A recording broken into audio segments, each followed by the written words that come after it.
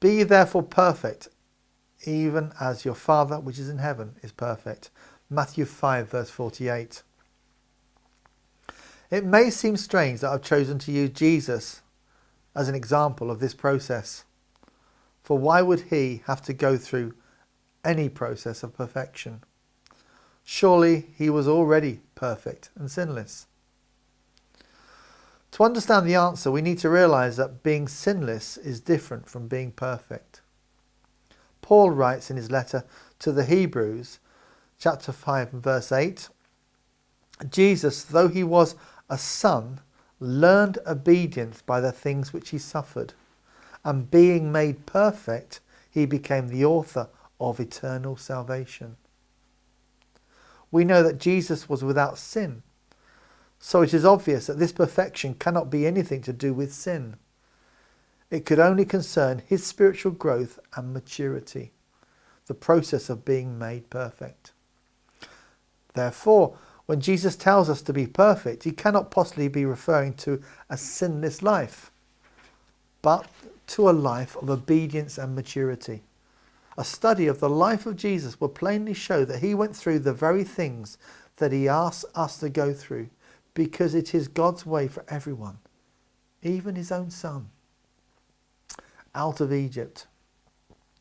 Matthew 2 verses 14 and 15 records that Jesus was taken to Egypt by his parents to fulfill the Old Testament prophecy of Hosea.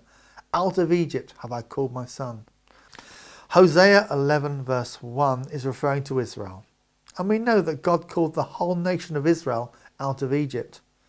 But if we accept that Egypt typifies the world, then this process and prophecy will apply to anyone who God calls out of the world.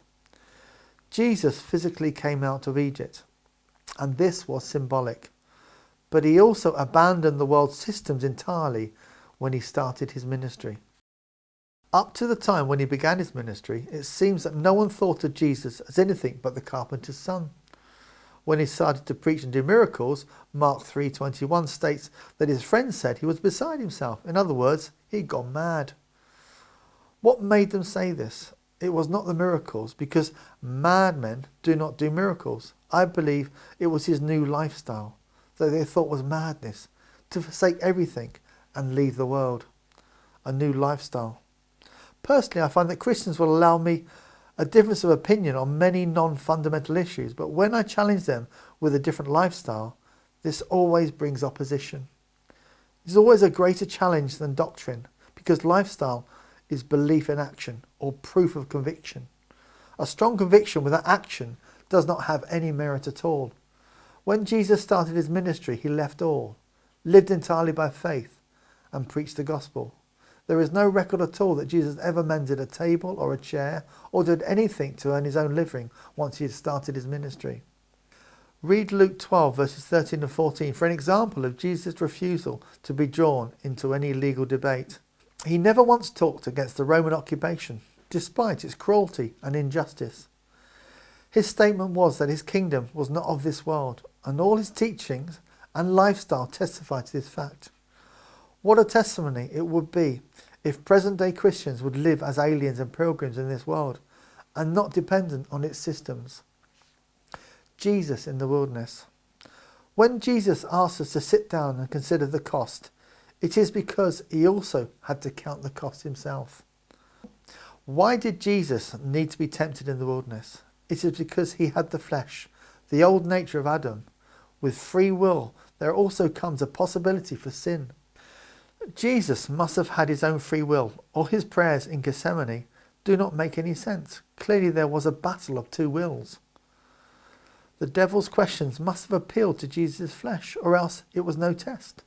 Look at the last temptation to see how appealing it must have been for Jesus. The devil offered him all the kingdoms of this world and the glory of them, if he would worship him. The devil did not say, reject God. Satan does not care if we have dual worship. It is God who specifies that he alone must be worshipped. Revelation 5 verse 12 shows us what Jesus was given after he was obedient and had been through the cross. They are the trappings of earthly power, all the things that Satan was offering him in the wilderness.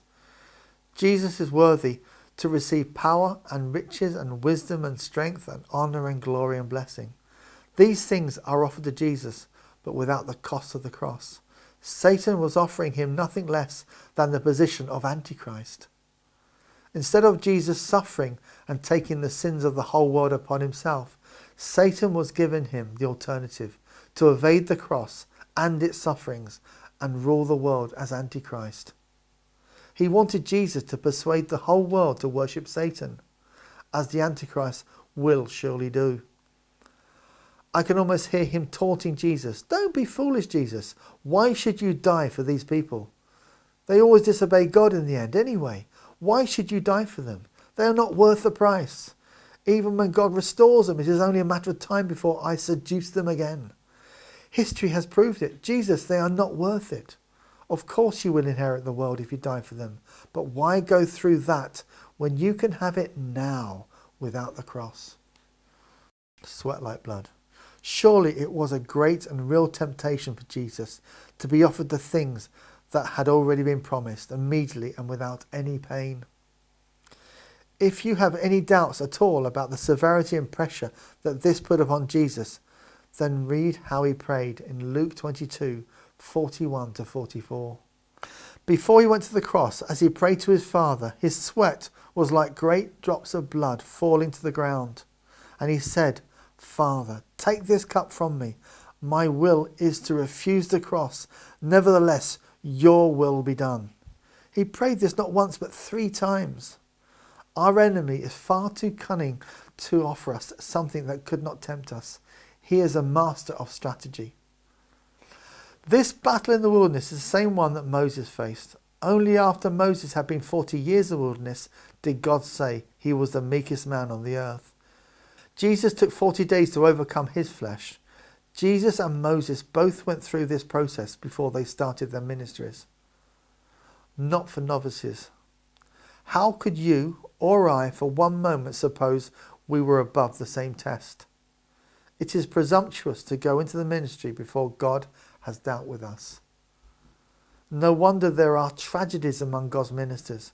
We find men greedy for filthy lucre and still with the lust of the flesh submerged below the surface, ready to be exposed by Satan when it can do the most damage to God's kingdom. Self or ego is the biggest hindrance to a godly life and effective ministry. The real ministry. After Jesus had been through the first 2 steps, he fulfilled the final stage in the process, his ministry, which was to destroy the works of the devil. Just as in our other examples, it was a natural consequence. Jesus was now ready to do the will of the Father, not his own ministry or will. Only after Jesus had been baptized, which signified death to the old nature and the world, and crucified his flesh, did he start his ministry. John 5:19 says, Verily, verily, I say unto you, the Son can do nothing of himself, but what he sees the Father do. For whatever things he does, these also the Son does likewise. Jesus now began to destroy the works of the devil. He started to undo the process that the devil had wrought in the world. He healed the sick, fed the poor, and challenged men to be perfect as his Father in heaven is perfect. Jesus did not do anything in his own power or for his own glory. What an example for us all. As we endeavour to be separate from this world, subdue our carnal flesh, and be a threat to the kingdom of Satan.